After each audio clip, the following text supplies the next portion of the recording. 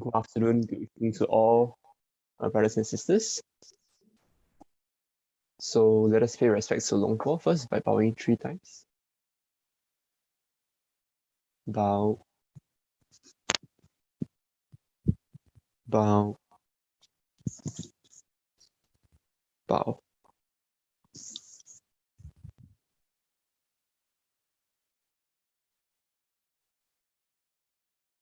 Welcome to our Easter retreat, practicing the path that leads out of suffering, a topic I'm sure everyone is interested in because nobody likes suffering.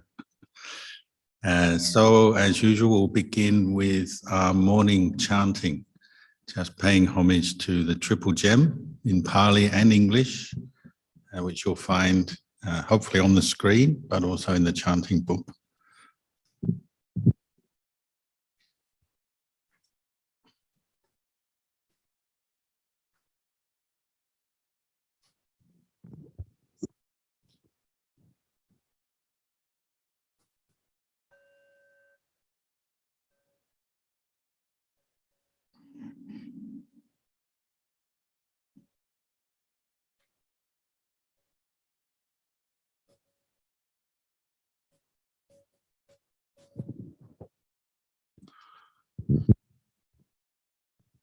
Yo soa bhagava arahang samma sambuddho, to the Blessed One, the Lord, who fully attain perfect enlightenment.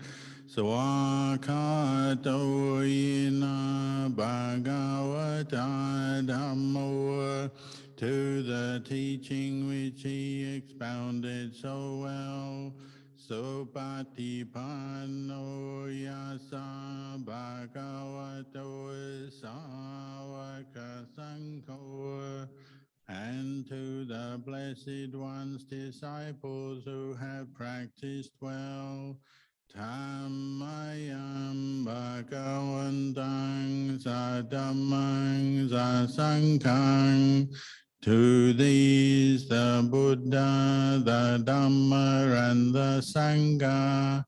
Ime hi sakare hi atarahang aropite hi abhipujayama. We render with offerings our rightful homage. Sadhu no bhante bhagava suchira parinibhutopi. It is well for us that the Blessed One, having attained liberation, Pachima Janatanukamba Manasa, still had compassion for later generations. Ime Zakare Dugata Panakara Bhute Patikanatu. May these simple offerings be accepted. Amhakang Nigaratang Hitaya Sukhaya, for our long-lasting benefit and for the happiness it gives us. Arahang Samma Sambuddho Bhagava, the Lord, the perfectly enlightened and blessed One. Buddhang Bhagavantang Abhivademi, I render homage to the Buddha, the Blessed One.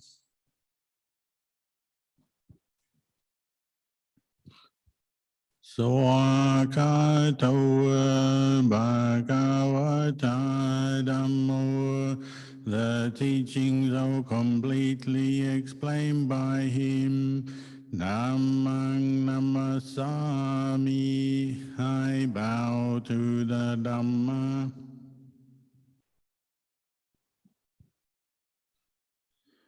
Supatipanno bhagavato sāvaka saṅkho, the Blessed One's disciples who have practiced well, Saṅghang namami, I bow to the Sangha.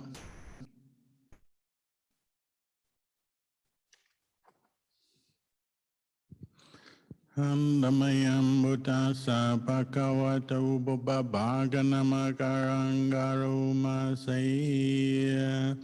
Namo tassa bhagavato arahato samma sambuddhassa. Namo tassa bhagavato arahato samma sambuddhassa. Namo tassa bhagavato arahato samma sambuddhassa. Homage to the Blessed, Noble, and perfectly enlightened One. Homage to the Blessed, Noble, and perfectly enlightened One. Homage to the Blessed, Noble, and perfectly enlightened One. Andamayam buddha bitutingaro masaya.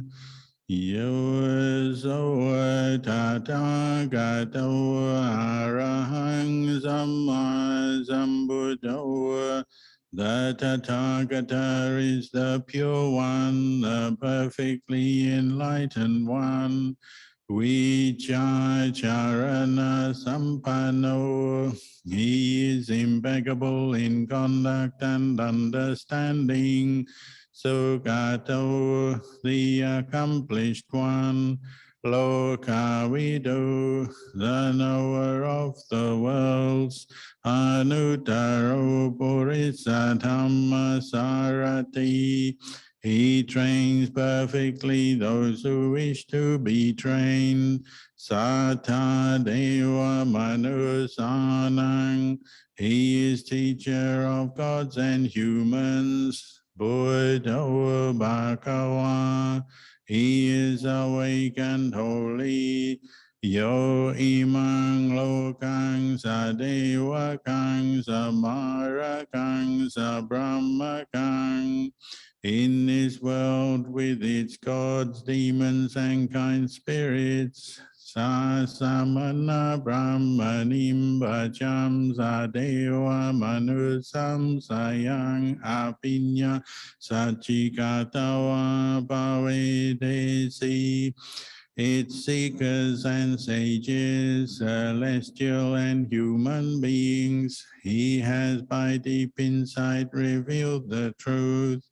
Yo dhammang desesi adi kalayanam machi kalayanam bariyo sana kalayanam. He has pointed out the Dhamma, beautiful in the beginning, beautiful in the middle, beautiful in the end. Satan sabayan janang yevala parisudam parisudam brahmacharyam bhakasesi. He has explained the spiritual life of complete purity in its essence and conventions. Dhammahang bhagavantang abhipujayami, Dhammahang bhagavantang sirasa namami. I chant my praise to the Blessed One. I bow my head to the Blessed One.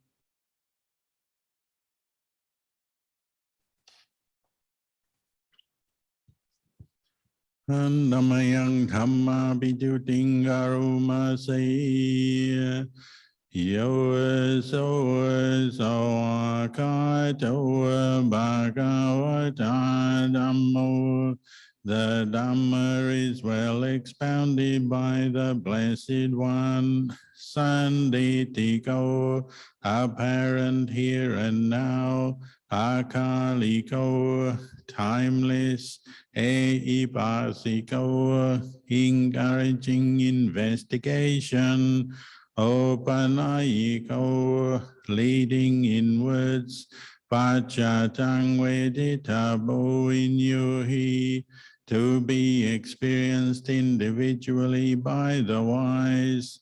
Dhammahang dhammang apipujayami, dhammahang dhammang sirasa namami.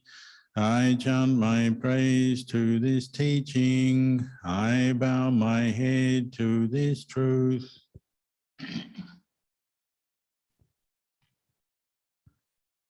Handamayang sanghapitu tingaruma say. Yo so patibano bhagavato zavaka sangho. They are the Blessed One's disciples who have practiced well. Ujo patibano bhagavato zavaka sangho, who have practiced directly. Nyaya patibano bhagavato zavaka sangho, who have practiced insightfully. Samichi patibano bhagavato zavaka sangho, those who practice with integrity. Yadidang chatari purisa yukani atta purisa pukala. That is the 4 pairs, the 8 kinds of noble beings. Esa bhagavato zavaka sangho. These are the Blessed One's disciples. Uneyo, such ones are worthy of gifts. Uneyo, worthy of hospitality. Dakineyo, worthy of offerings. Anjali Karaniyo, worthy of respect. Anuttaram bunyaketang lokasa, they give occasion for incomparable goodness to arise in the world. Dhammahang sanghang apipujayami, dhammahang sanghang sirasa namami. I chant my praise to this sangha. I bow my head to this sangha.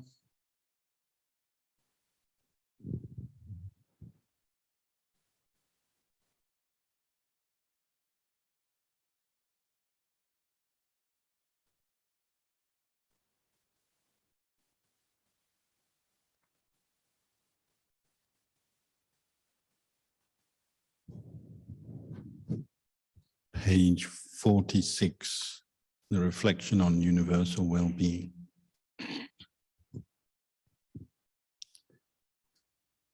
Andamayang metta paranang garuma say.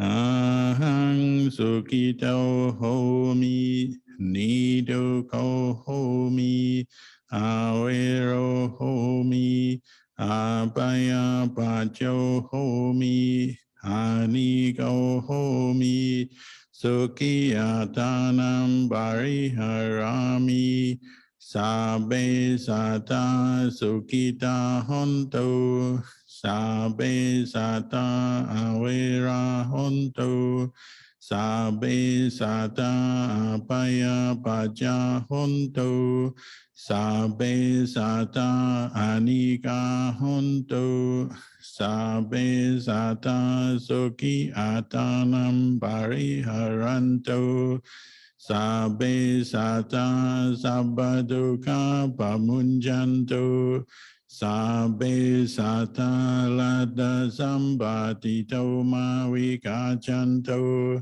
Sabbe sata kamma saka kamma dayada kamma yoni kamma bandhu kamma patisarana.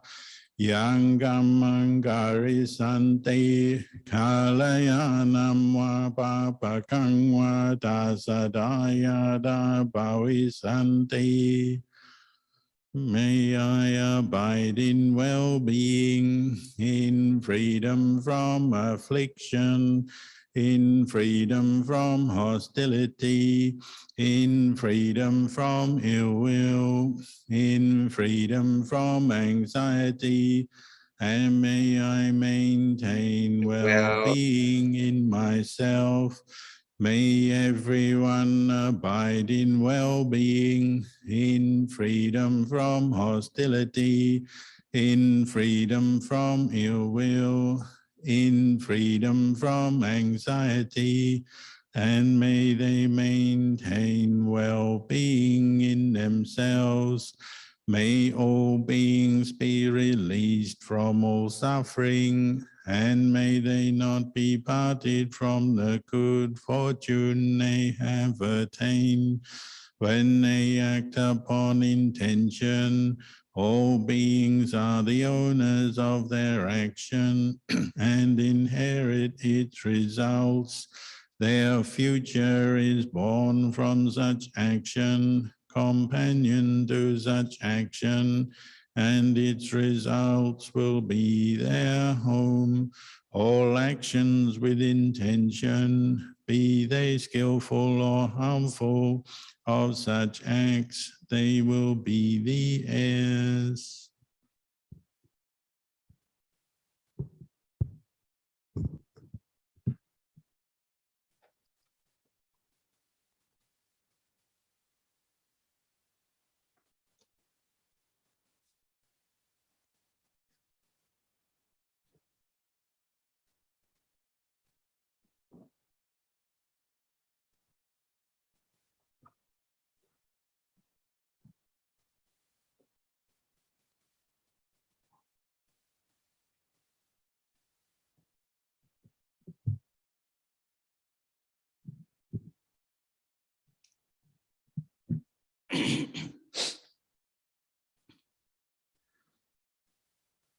So, blessings and good morning.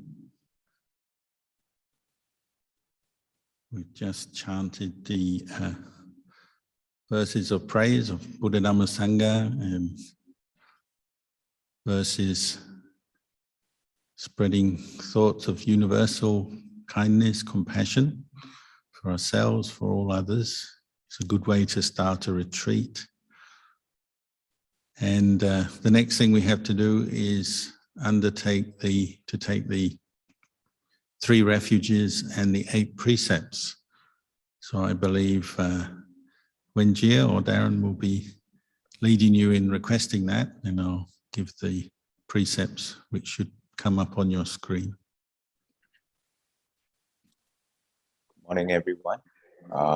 We will be requesting the 3 refuges and the 8 precepts from Bangpo shortly. So please be in Anjali position. We'll first begin by bowing 3 times. Bow.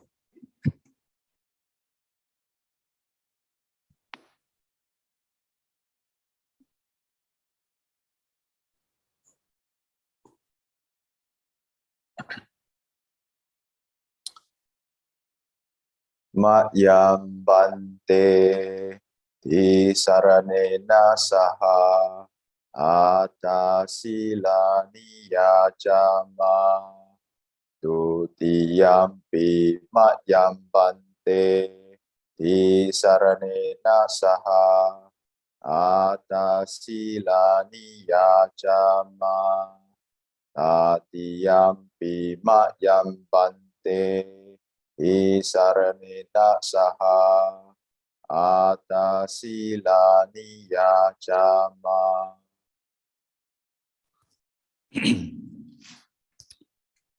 นะโมตัสสะภะคะวะโตอะระหะโตสัมมาสัมพุทธัสสะนะโมตัสสะภะคะวะโตอะระหะโตสัมมาสัมพุทธัสสะนะโมตัสสะภะคะวะโตอะระหะโตสัมมาสัมพุทธัสสะนะโมตัสสะภะคะวะโตอะระหะโตสัมมาสัมพุทธัสสะนะโมตัสสะภะคะวะโตอะระหะโตสัมมาสัมพุทธัสสะนะโมตัสสะภะคะวะโตอะระหะโตสัมมาสัมพุทธัสสะ พุทธังสารนังกัจฉามิ พุทธังสรณังกัจฉามิ ธัมมังสารนังกัจฉามิ ธัมมังสรณังกัจฉามิ สังฆังสารนังกัจฉามิ สังฆังสรณังกัจฉามิ ทุติยัมปิพุทธังสารนังกัจฉามิ ทุติยัมปิพุทธังสรณังกัจฉามิ ทุติยัมปิธัมมังสารนังกัจฉามิ ทุติยัมปิธัมมังสรณังกัจฉามิ ทุติยัมปิสังฆังสารนังกัจฉามิ ทุติยัมปิสังฆังสรณังกัจฉามิ ตาติยัมปิพุทธังสารนังกัจฉามิ ตาติยัมปิพุทธังสรณังกัจฉามิ ตาติยัมปิธัมมังสารนังกัจฉามิ ตาติยัมปิธัมมังสรณังกัจฉามิ ตาติยัมปิสังฆังสารนังกัจ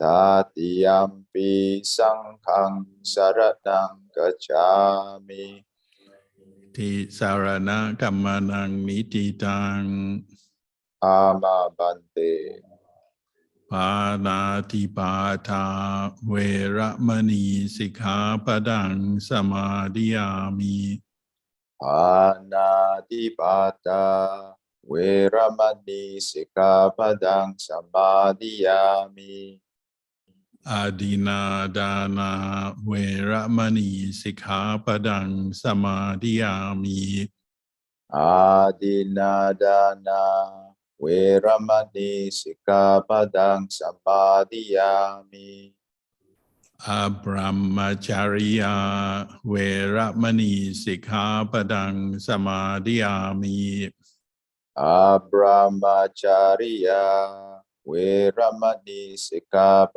ดังสมาธิยามิ มุสาวาดาเวระมณีสิกขาปดังสมาธิยามิ มุสาวาดาเวรมณีสิกขาปดังสมาธิยามิ สุราเมรยมัจจปมาดฐานาเวระมณีสิกขาปดังสมาธิยามิ สุราเมรยามัจจปมาตฐานาเวรมณีสิกขาปดังสมาธิยามิ วิคาลโภชนาเวระมณีสิกขาปดังสมาธิยามิ วิกาลโภจานาเวรมณีสิกขาปดังสมาธิยามิ นัจจกีทาวาดีทาวิสุกตาส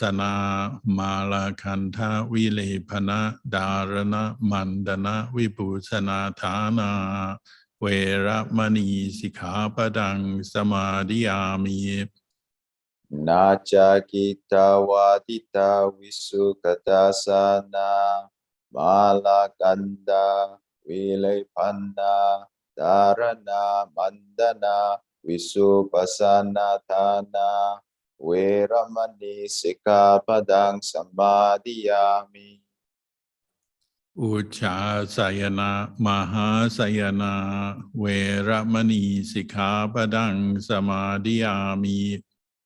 Uccasayana, Mahasayana, Veramani, Sikkhapadang Samadhiyami. Imani atta sikkhapadani samadhiyami. Imaniata Sikkhapadani Samadhiyami. Imaniata Sikkhapadani Samadhiyami. Imaniata Sikkhapadani Samadhiyami.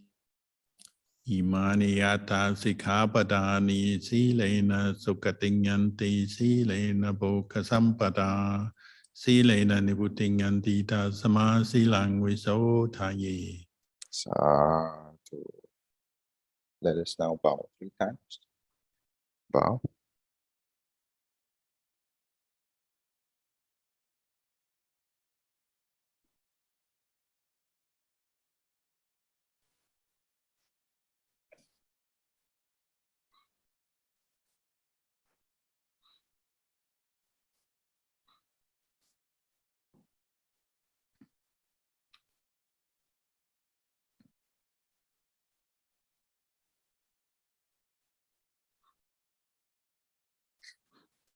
So we've gathered together in the monastery and online to practice Dhamma together for a few days because it's holiday time. And here in Melbourne, the weather is nice, which is good. We're blessed by a warm autumn. And we've just taken refuge in Buddha Dhamma Sangha, the Buddha being our teacher, the Dhamma, the teachings that lead to the end of suffering. Sangha, the group of enlightened beings, men and women who've practiced since the time of the Buddha and also realized the Dhamma. And undertaken to keep the 8 precepts for the next few days to help make us more mindful of our conduct, to be more mindful of our intentions, our intentional actions that lie behind our conduct. And precepts, they're quite straightforward. You just recited 8 of them. They're not that hard to remember. But in the practice, it's important to realize we're training ourselves, our conduct. Precepts are particularly for external conduct, speech, actions, to bring up mindfulness and then be harmless conduct. So we're not hurting ourselves or others directly or indirectly through our actions, our speech. What do we get from that? Well, we get a mind that is free from regret, self-criticism, uncertainty, fear, suspicion. So basically we get happiness. I just chanted this now, Silena Sukhating Yanti. We keep precepts, we train with precepts for our own happiness. The way my teachers used to say, they keep us out of trouble. You keep the precepts and the precepts keep you out of trouble. They keep you in a state of mind that is free from remorse and regret. You feel at ease, you feel comfortable. And so it's very appropriate at this time on a meditation retreat, whether you're at home or in the monastery, to follow the 8 precepts. Means that your behavior is very peaceful, calm. You have this sense of being at ease, self-respect. You don't have, at this time, any reason to criticize yourself. And this is laying the foundation for meditation.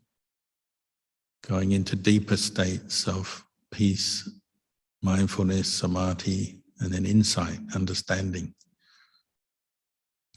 As you'll notice, when we forget the precepts, we're not using them as sort of training guidelines. Sometimes we say something, sometimes we do something that brings up this sense of regret.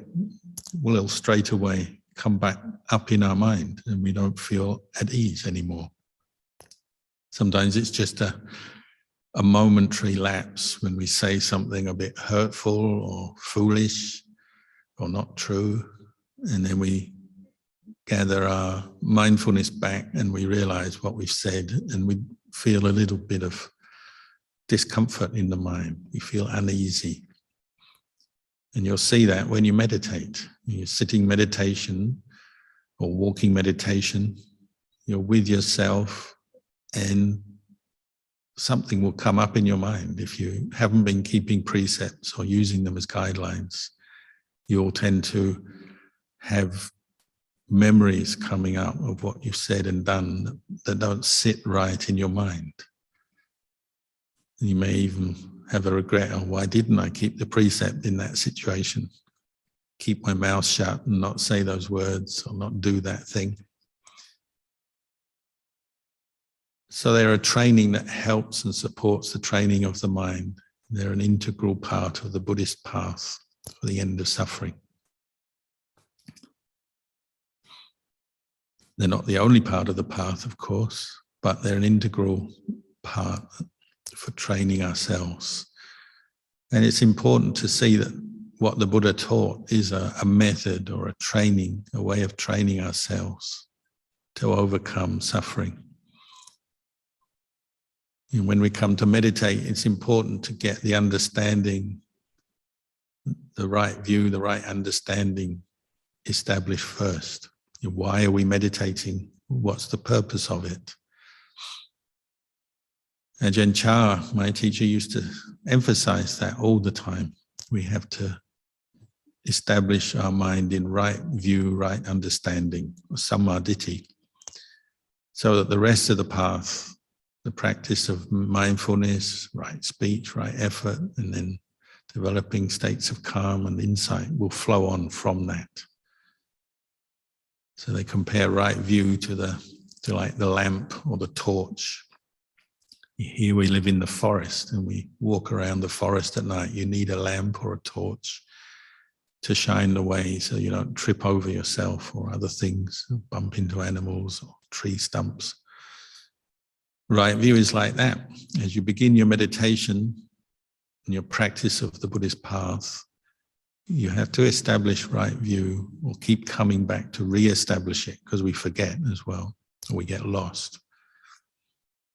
And this sets up the right causes and conditions for other skillful qualities of mind to arise. So what is the heart of right view? Well, the understanding and awareness of the Four Noble Truths. You know, what makes a Buddha, or any student of the Buddha? Why do they become enlightened? What is enlightenment? It's realization, penetration of the Four Noble Truths. So it's the clear recognition of dukkha, or suffering, for what it is, seeing suffering as suffering, knowing that. And then understanding and seeing what is the cause of suffering. We say craving, attachment, tanha, upadana, and making that effort to abandon craving and attachment because it's the cause of suffering. And then realization of the cessation of suffering, nirodha. It's something to be realized, experienced for yourself.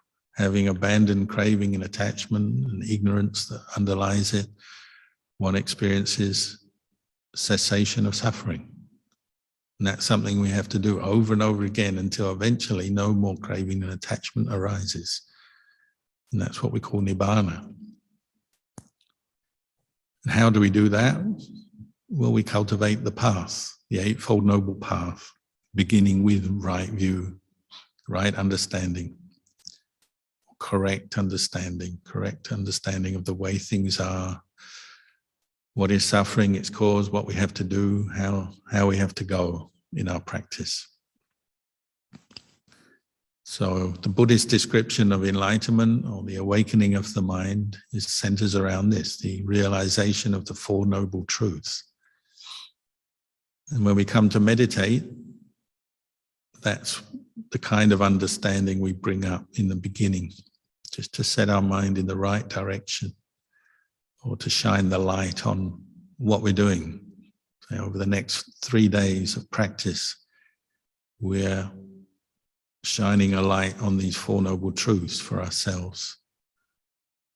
So that means training, cultivation of the path on the level of our speech and our actions, which is what we call sila, morality, and then deepening that, turning attention inwards. We call it the Opanayika Dhamma, as we just chanted earlier. Opanayiko, bringing the Dhamma inwards, bringing our attention inwards to actually see these Four Noble Truths as they are in our own experience, our own mind.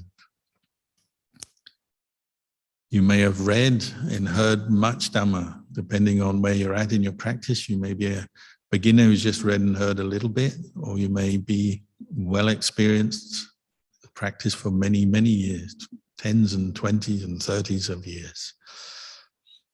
Doesn't matter. What we've heard and learned on the outside is all vital and valuable, but now is the time to bring it in. Opanayiko, bring it in. The word in Thai is nom kalma, which means almost like to bend or incline your mind to the Dhamma. That's the Dhamma as it arises in your experience. So not just on the page of the book, not just the words that the teacher says, but bending or inclining your mind to actually see and realize the Dhamma for yourself. And it may be as simply as establishing mindfulness at a time when you have stress in your mind. You're angry, you're worried, you're fearful, you're distracted, you're obsessed with some kind of desire for something. Your mind is not peaceful, it's agitated. It may be as simple as establishing mindfulness at that moment, maybe using a meditation object that you've used before, that you've found skillful and helpful to you. So establishing mindfulness on the breathing, for example, but that's not the only way to establish mindfulness. But for example, at that moment when you're stressed, you turn to the breath and the stress dissolves. All the importance your mind was giving to those thoughts of anger, worry, fear, greed, the importance that the mind was giving previously dissolves because you're now giving importance to the breath and becoming mindful of the breath. So you're not feeding suffering in its cause. You recognize suffering, you're stressed, you're unhappy, your mind is not peaceful. You recognize the cause is the unskillful, or we say negative desire, the wanting, or the not wanting in the case of aversion or hatred. You've recognized that that's what you have to abandon. And the mechanism, the path at that moment, is establishing some mindfulness on the breath and the importance you are giving to the greed, the anger, the fear, the worry disappears, ends at that moment, and now you're with the breath, if only for a few minutes, a few moments even. And you're experiencing a few moments of Nirodha, the third noble truth. It's as simple as that. You're turning away, letting go of some anger, some worry, going to the breath, which is peaceful, which brings a sense of clarity, brings your mind to the present moment, so you establish mindfulness, clear comprehension in the present moment, and then you experience Nirodha, the cessation of suffering at that moment. That's what we call practice. the Four Noble Truths in practice. And that's what you can do very well at this time, practicing a meditation retreat, keeping precepts, focusing on the Dhamma practice for the next few days, bringing up mindfulness, sitting, walking, standing, even when you're lying down to have a rest. You can establish mindfulness of the Four Noble Truths and practice Nirodha as you fall asleep at night. You notice at times when we are least mindful, the most stress and suffering comes up, doesn't it? One of those times is when you're going to sleep at night. All the day's worries, all the things that are still bugging you and the problems of your life will start to flow into the mind as you lie down. It's kind of like your guard is off at that moment and memories flood in about your day, what happened, who said what happened, you did this, they did that, there's this problem and that worry. That's a common time when people really suffer just before they go to sleep. And of course, if you're really stressed at that time, you can't sleep. So we have to learn to practice mindfulness and this path of practice and develop right understanding and look at the Four Noble Truths. Even as we're going to sleep at night, it can help us. It may help you to sleep without the need of pills or music or all the other things we use to relax ourselves when we're stressed. Simply turning to something skillful like the breath or the thought of metta, loving kindness, bringing up the mindfulness, putting your mind on that object and letting go with mindfulness, with clarity of a particular stressful thought. And at that moment, you're experiencing Nirodha, cessation of suffering, right at the moment you're falling asleep. And so you'll tend to sleep better. If you fall asleep mindfully, you'll tend to sleep better. If you wake up in the middle of the night, again, worrying about something, you can repeat the action. A lot of our practice is repeating skillful action over and over again till your mind gets it, gets the point, and starts letting go more naturally, more automatically because you've done it enough. And then when you wake up in the morning, it's not that difficult to re-establish mindfulness, even as you're lying in bed. As the mornings get colder, we're going in the southern hemisphere, we're going into winter, so the warm mornings get colder, the bedclothes become more attractive.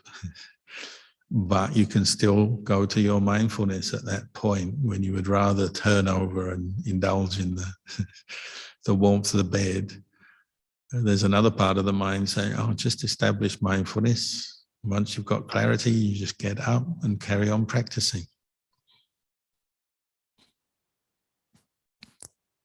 This is the value of practicing on a retreat, is you're really making every part of your day part of the practice.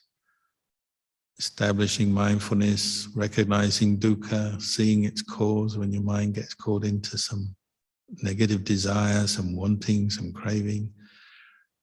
Bringing up the mindfulness, letting it go, getting the clarity, the peace of cessation, Nirodha, and then repeating it. And every time you get lost in your thoughts and your daydreams and your moods, working to re-establish mindfulness, let them go, see them as impermanent, as not self. Anicca, dukkha, anatta. And that's the real efficient way, most efficient way to experience Nirodha, the third noble truth, is seeing your own body and mind as anicca, dukkha, anatta. And to do that, you have to establish the clarity. You might say that's the real heart of right view, right understanding, is seeing these characteristics in your experience. And that's both physical experience, how your body manifests for you, how it looks, and then the sensations and feelings associated with this body. And in the world around you, other people, things, material things, they're also anicca, dukkha, anatta. And then, of course, your mind, coming back to pay attention to your mind and seeing these three characteristics in your experience. And this is what directly leads to Nirodha, cessation. In the way the Buddha taught, in the way Ajahn Ajahn Chah taught, often it's the most simplest situation that can give you some of the most profound insights. It's another misunderstanding that we often bring to the practice of meditation, is that we have to have read all the suttas and heard all the talks and know every last detail of the Dhamma and what the Buddha taught. And then sometimes we feel inadequate. We feel, oh, there's so much. I don't know it all. I can't remember it all. It's too difficult, too much. Actually, a lot of people have experienced Nirodha in the most ordinary situations. It could be just being mindful as you eat food, watching yourself lift the spoon to your mouth, chew. You're obviously not distracted with conversation and other things, but just quietly meditating as you eat your food, observing your food, maybe observing the desire for the tasty food, the smell, the color, the anticipation of the nice taste, and chewing it. But then because you maintain mindfulness, observing that all dissolve in your mouth, and how the pleasure of eating a mouthful of tasty food ends because you've chewed it and then you swallow it. It's impermanent. Maybe as you become more mindful, simply noticing the tiredness of chewing, even the tastiest food, you get tired chewing it. Your jaw muscles ache the more you chew. And if you chew something hard, even something tastes good, but it's hard and tough, it can even be a little bit painful. And then you've got to digest it. So when you meditate after a meal, you get tired because all your blood and energy has gone down to the stomach to digest the food. So if you're sitting after a meal, you'll find it's quite hard because you're beset by sleepiness. But you keep your mindfulness going. Maybe you get up and do walking meditation, it's easier, but you're observing cessation of that desire for food, the pleasure, the chewing, the enjoyment, and then the cessation, and maybe even observing dukkha along the way.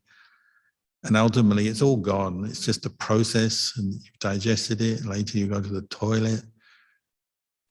And that's just happening by itself. That's just nature.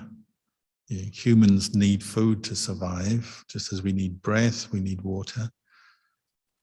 So just in the course of a meditation retreat where you're quiet, practicing mindfulness, you can observe that, and you see there's actually really no self in all of that.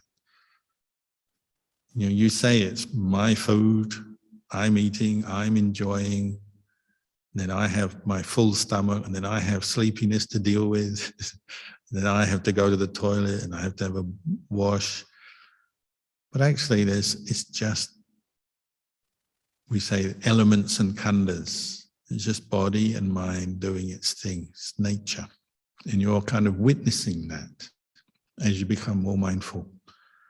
And you're witnessing these three characteristics which take away the craving and attachment, and you're observing it more just as the way it is. Chewing, swallowing, digesting, bathing yourself at the end of the day, resting, getting up, sitting, walking, changing posture. And when you get a really deep experience of Nirodha, maybe there's this sense of just seeing the body, it's just a body. We say like seeing it like a puppet or a doll or something that's without really an owner, without any ownership. You're just observing or witnessing it the way it is. It's just a part of nature.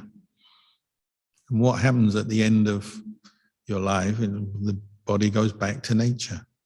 We bury it, cremate it, and the elements go back to the elements of nature. But in one retreat, you're observing these truths. You're establishing right view that this body is impermanent, it's unsatisfactory, it doesn't last, can't bring you lasting happiness, and it's not a self. In one day or one part of a day, you can observe that. You're establishing right view, mindfulness, wisdom, insight as you go, and experiencing the Four Noble Truths as they are. Suffering, its cause, the cessation of suffering, and the path that leads to the cessation of suffering. A lot of what we'll be doing over the next few days is bringing up the path, coming back to Magga, the path factors, establishing the right understanding, the mindfulness, the effort, the calm that comes from the presence of mindfulness, and then investigating the truth, developing insight into these three characteristics: impermanence, unsatisfactory, not self. And you're seeing that in your body, in feelings, pleasure and then pain and then back to pleasure again, always changing according to causes and conditions. Perceptions, thought formations, sense consciousness. Getting to see the reality of these things, what we call the five groups or the five aggregates, five places, you could even say, your five areas where you're observing anicca, dukkha, anatta, and seeing ultimately you don't own body and mind. They're not self. Sense of self arises, of course, but you're seeing through that, seeing it as a delusion. So the only way you can see the delusion of self is by questioning it, investigating, asking yourself, what is this? Is this really me, mine, myself? And more you experience a cessation and letting go of self and the grasping, the attachment.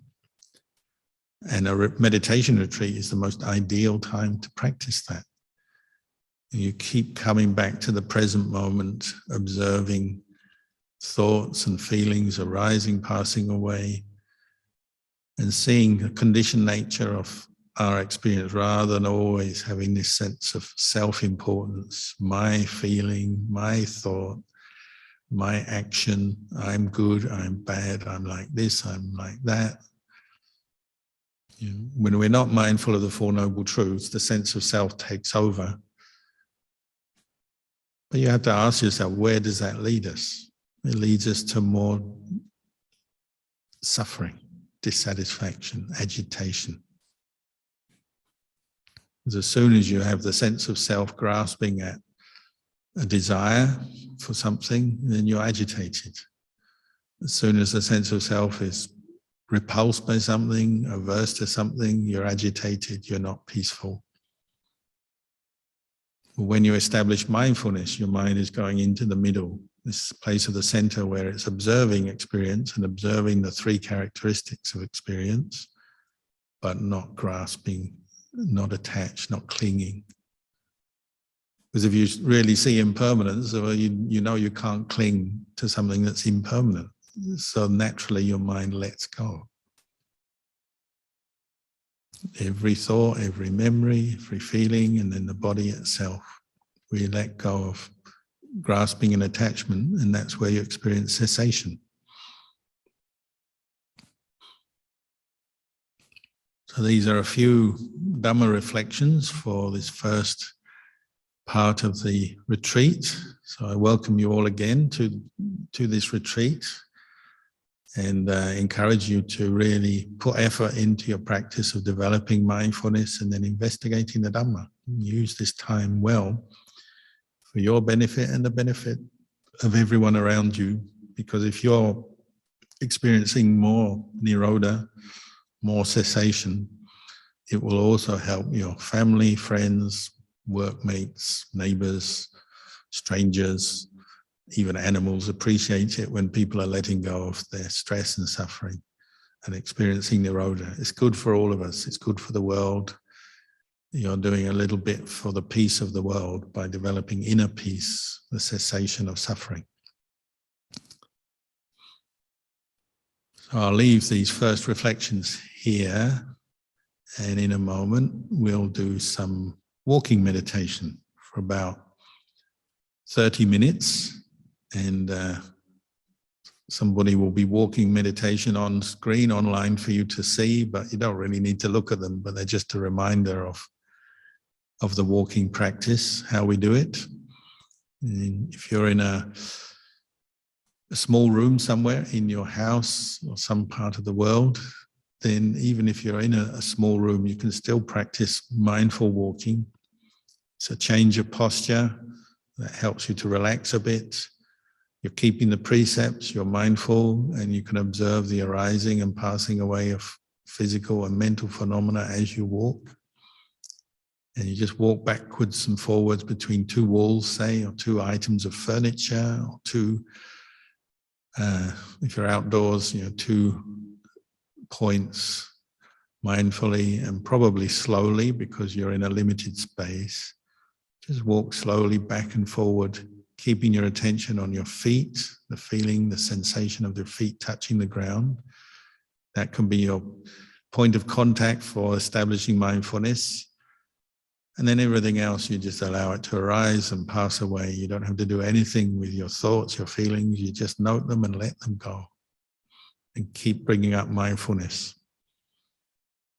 So we can do that for 30 minutes and then we'll ring the bell and you can come back and sit and we'll do some sitting meditation after that. So you can bow to the Buddha Dhamma Sangha and then head off to find your place to walk.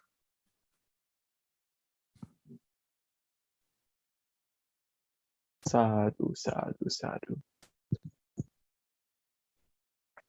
Let us pay respects to Ajahn by bowing 3 times. Bow, bow, bow.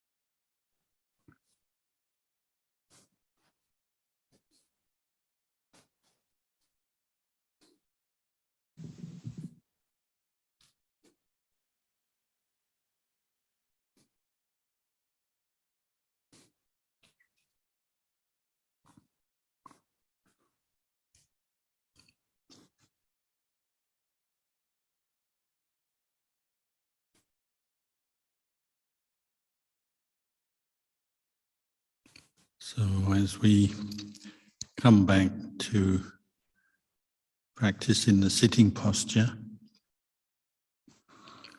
our aim is to maintain mindfulness, and there's simply a change of posture. So if you're using the breath as your meditation object, as you sit down, bring attention to your sitting posture. And the Buddha said, sit up straight and bring attention to the in and out breath, that feeling. But the aim is to be aware of your mind. So you know where the mind is if you're putting attention on the breath. When your mind forgets the breath, starts wandering away, daydreaming, thinking about other things, then you're no longer aware of your mind. Ajahn used to say it's like you die for a few moments and your mind floats off like a ghost until you regain mindfulness, bring it back to the breath. So if it's helpful, you can count as you put attention on the breath.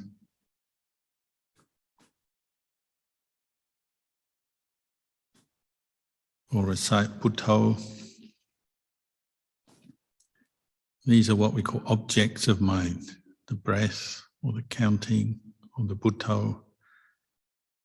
They're not the mind itself, but they're a skillful means, ubaya, to bring attention to the present moment and to get you to know where your mind is by putting it on its object.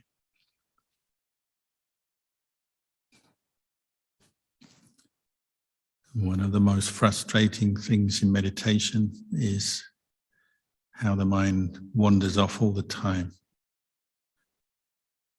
So you have to be very patient, but understand that you can't really see the three characteristics of impermanence, unsatisfactoriness, not self, when you're not mindful. You may remember them, but you're not really seeing or knowing them. But when you bring your mind back to the present moment, then you have the opportunity to know a thought arising, ceasing, feelings, sensations arising, ceasing. Then your mind is really with the Four Noble Truths and the three characteristics.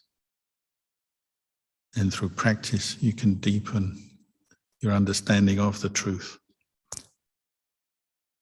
And you're seeing through the delusion of self-view.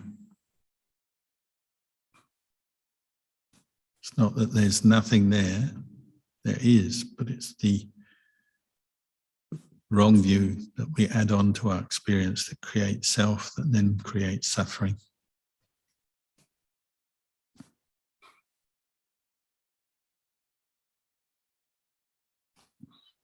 So now we're sitting, simply a change of posture from the walking, with the quality of mindfulness, clear comprehension, and investigation of the Dhamma is present. And we have an opportunity again to experience the Four Noble Truths in practice. So we can carry on sitting together until you hear the sound of the bell.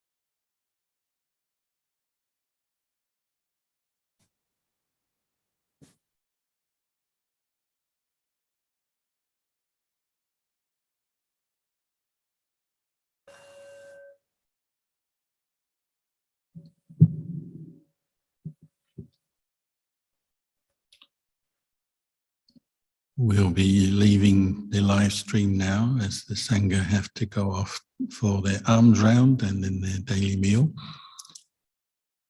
But we encourage you to keep practicing mindfulness, reflecting on the Dhamma.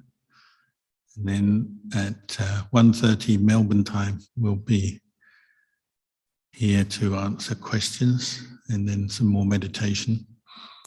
So if you have any questions, you can send them in by email or text on the Zoom, and we'll endeavour to answer them later. So for now, we'll pay respects to the Triple Gem and then head off.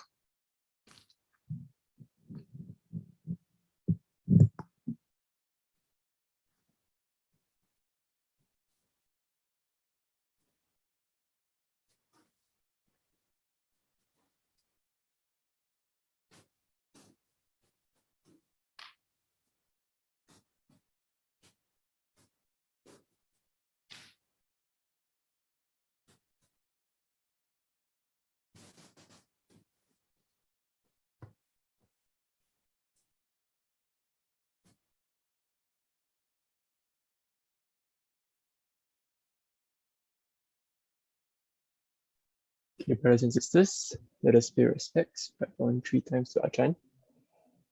Bow, bow, bow.